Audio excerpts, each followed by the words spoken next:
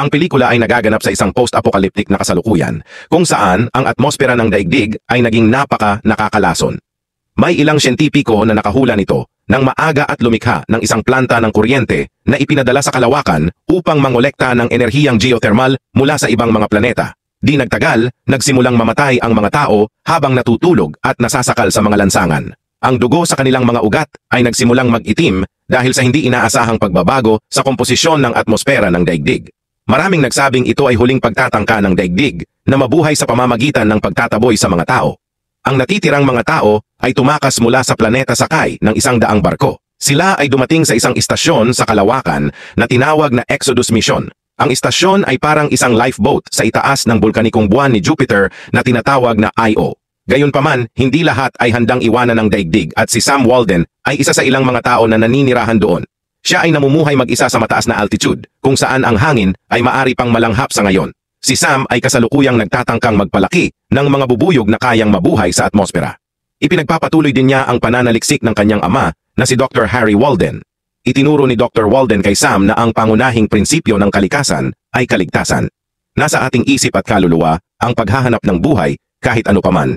Ang mga halaman ay mabilis na nag-evolve upang labanan ang pagiging nakakalason ng amonya, kaya umaasa si Sam na matutulungan ng mga bubuyog at iba pang mga pollinator na mag-adapt. Maari itong humantong sa paglilinis ng hangin sa pamamagitan ng pollination ng mga halamang gumagawa ng oxygen. Naniniwala sina Sam at Dr. Walden na ang mga tao ay naghahanap ng kaligtasan sa mga bituin habang nabibigong mapagtanto na nasa pinakamaayos na spaceship na sila. Naniniwala silang ang mga tao ay hindi maiwasang mag-adapt at muling uunlad sa daigdig. Samantala si Sam ay may kasintahan na nagngangalang Elon na naninirahan sa Io Station. Madalas silang nagpapadala ng email sa isa't isa bilang paraan ng komunikasyon. Gusto ni Elon na sumama si Sam sa kanya sa istasyon, pero sigurado si Sam na hindi namamatay ang daigdig, ito ay muling ipinapanganak. Isang araw nakatanggap si Sam ng email mula kay Elon kung saan ibinunyag niya na opisyal ng inihayag ng Space Council ang unang New World Expedition na naglalayong makahanap ng bagong tahanan para sa sangkatauhan. Pinili nila ang Proxima Centauri b, isang exoplanet na katulad ng daigdig at 10 taon ang layo mula sa mga tao. Lahat ng kaibigan ni Elon ay nag-apply para sa misyon.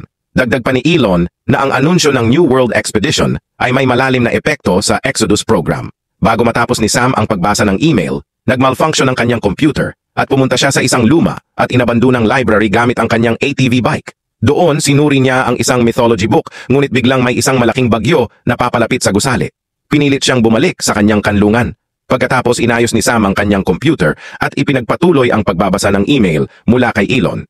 Nalaman niya na ang desisyon ng Council na ianunsyo ang unang New World Expedition ay nagbago ng lahat. Agad-agad, lahat ng tauhan ng spacecraft, enerhiya at iba pang mahalagang supply ay nai-redirect sa New World Expeditions. Ang natitirang mga Exodus shuttle sa daigdig ay ilulunsad din sa loob ng 4 na araw. Bilang ito na ang kanyang huling pagkakataon, hinimok ni Elon si Sam na lisanin ang daigdig kasama ang kanyang ama. Kinabukasan, ininspeksyon ni Sam ang kanyang mga bubuyog at natuklasan niyang lahat sila ay namatay dahil sa nakakalason na bagyo. Winawasak din ng bagyo ang kanyang greenhouse farm. Labis na nalungkot, bumalik siya sa kanyang kama at kalaunan ay sumulat ng sagot kay Elon.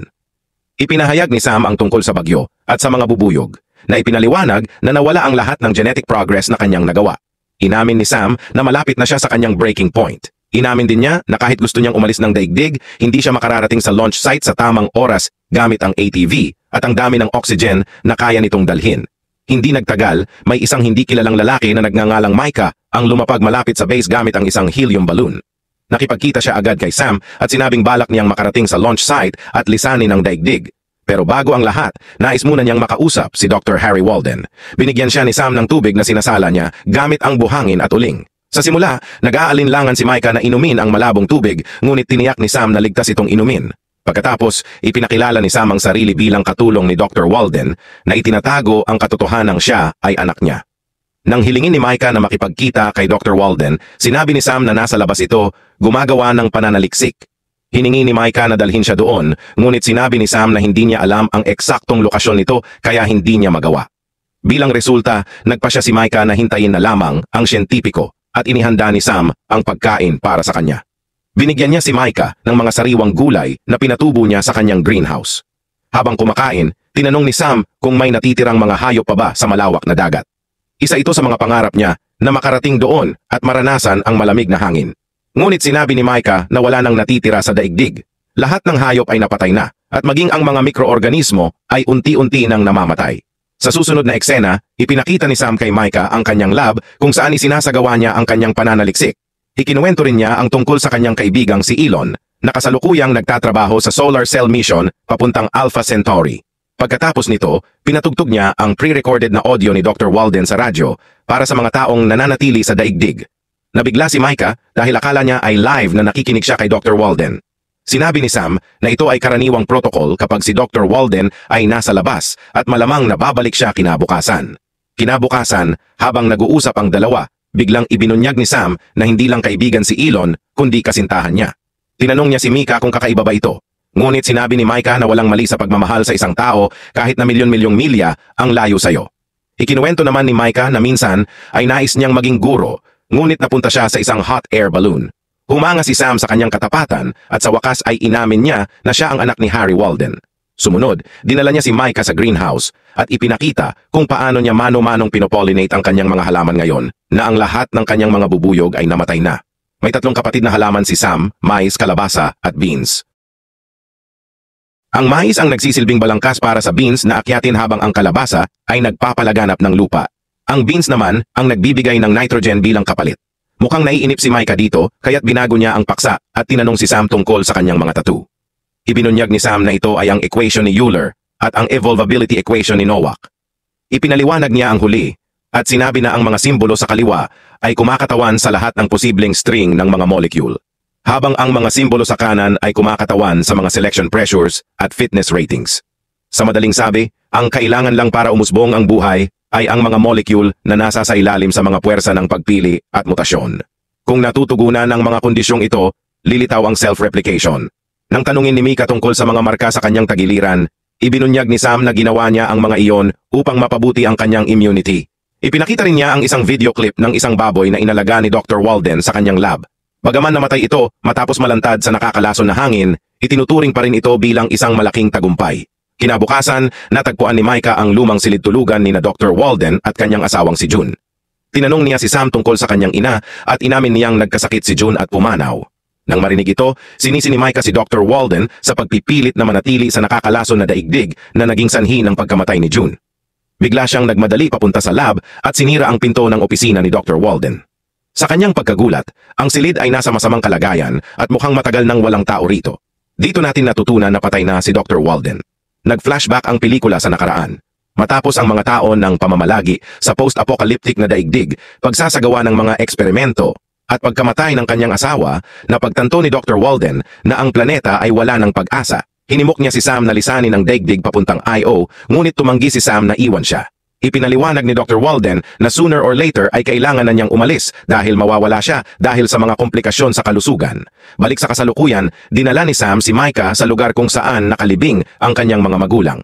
Matapos magbigay galang kay Micah sa mga yumaong magulang ni Sam, inihayag niya na isasama niya si Sam sa space shuttle. Sinabi pa niya na hindi niya tatanggapin ang pagtanggi nito kaya't napilitan siyang pumayag. Kalaunan, sumulat si Sam sa kanyang kasintahan na nagpasya na siyang lisanin ang daigdig at magkasama silang muli sa lalong madaling panahon. Habang nag-iimpake siya, napansin niyang may isang reyna na bubuyog na lumabas sa kanyang pugad at immune ito sa nakalalasong hangin. Lubos itong ikinatuwa ni Sam, ngunit hindi ito nagbago ng kanyang plano na lisanin ang daigdig. Ang tanging problema ay hindi sila makakaalis kaagad. Kailangan nilang maghintay ng paborableng hangin na magdadala sa kanilang hot air balloon patungo sa kanilang destinasyon. Di nagtagal, nakatanggap ng tugon si Sam mula sa kanyang kasintahan na nagpapahayag ng tuwa na aalis na siya ng daigdig.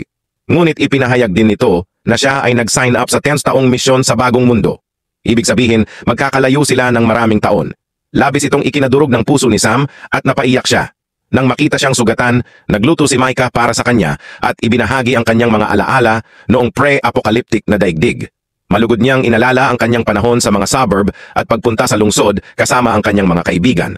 Habang tumatagal, nagiging mas mainipin si Micah sa paghihintay ng paborableng hangin. Samantala, nagsimulang maramdaman ni Sam ang kalungkutan ngayon na mas lumayo na sa kanya ang kanyang kasintahan. Nagsimula siyang mapalapit kay Micah at nauwi sila sa pagtatalik. Kinabukasan, nagising siya sa balitang ang paglulunsad ng shuttle ay inilipat sa ibang site na mas malayo kaysa sa orihinal. Sinuri ni Micah ang kanyang reserba ng helium at napag-alamang kulang ang kanyang gasolina para sa ekspedisyon. Naiinis siya at sinabi na tila siya'y isinumpa. Nang tanungin ni Sam kung ano ang ibig niyang sabihin, ibinunyag ni Micah na nakakita siya ng isang dosenang tao, kabilang ang kanyang asawa, na namatay dahil sa gutom. Siya ang pangunahing dahilan nito dahil makasarili niyang itinago ang pagkain mula sa kanila.